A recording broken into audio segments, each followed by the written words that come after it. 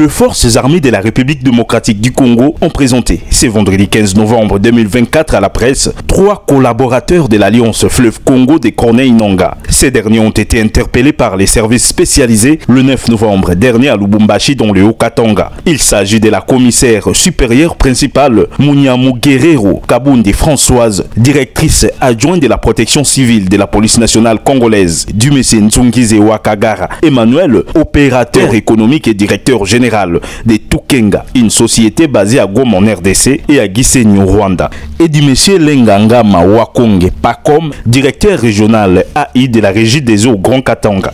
Selon le porte-parole des FARDC, le général-major Sylvain Ekenge, la rencontre à Lubumbashi de ces 3 personnes s'inscrit dans le cadre de la planification des activités de l'AFC au Grand Katanga pour l'installation de ces mouvements rebelles afin de procéder au recrutement des membres et alliés. En date du 9 novembre 2024, les services spécialisés ont interpellé à Lubumbashi, dans le Haut-Katanga, quelques personnes, au nombre de 3. La commissaire supérieure principale, Munyamu Guerrero Kabundi Françoise, à voir, à partir de la ville province de Kinshasa, planifier son voyage de Lubumbashi, alors qu'elle travaille ici à Kinshasa plutôt, et transférer par WhatsApp au numéro de M.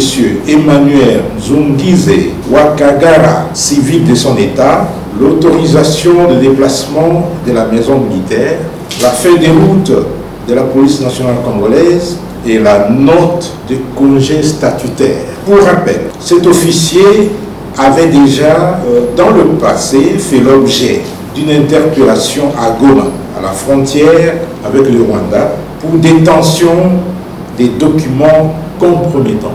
Un autre fait qui lui est reproché, c'est celui de s'être retrouvé avec Emmanuel Nzungize et M.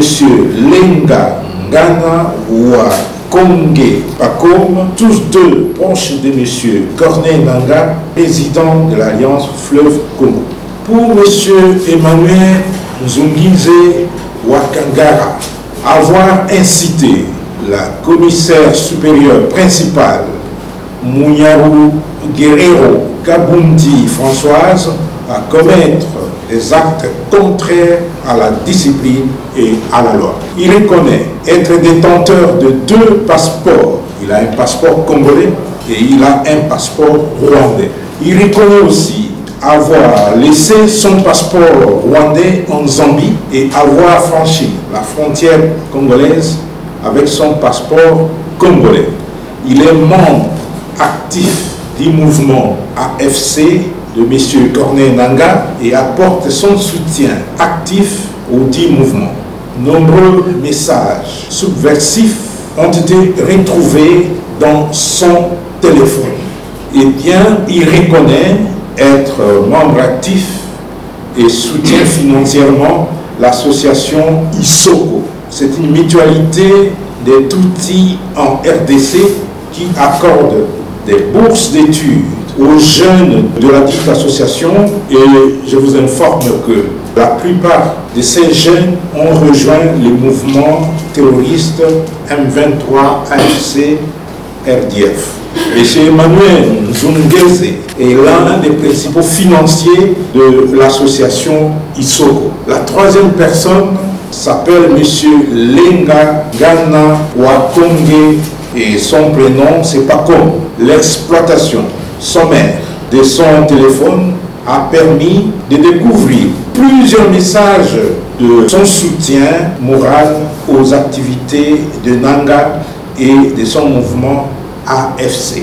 De ce qui précède, nous voulons dire que RDF, M. Emmanuel Nzungize est l'un des principaux financiers de l'association ISOCO. La 3e personne s'appelle M.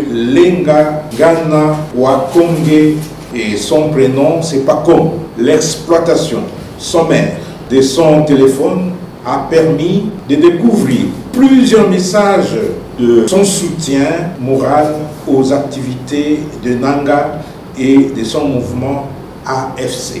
De ce qui précède, nous voulons dire que Eh bien, cette rencontre-là s'inscrit dans le cadre de la planification des activités du mouvement terroriste AFC dans le Katanga, devant déboucher par la suite à l'installation du dit mouvement et le recrutement des membres et alliés. L'armée met en garde toute personne qui voudra déstabiliser les institutions légalement établies et constate avec indignation que pendant la RDC est engagé au processus de Luanda, le Rwanda continue à alimenter ses réseaux internes et externes.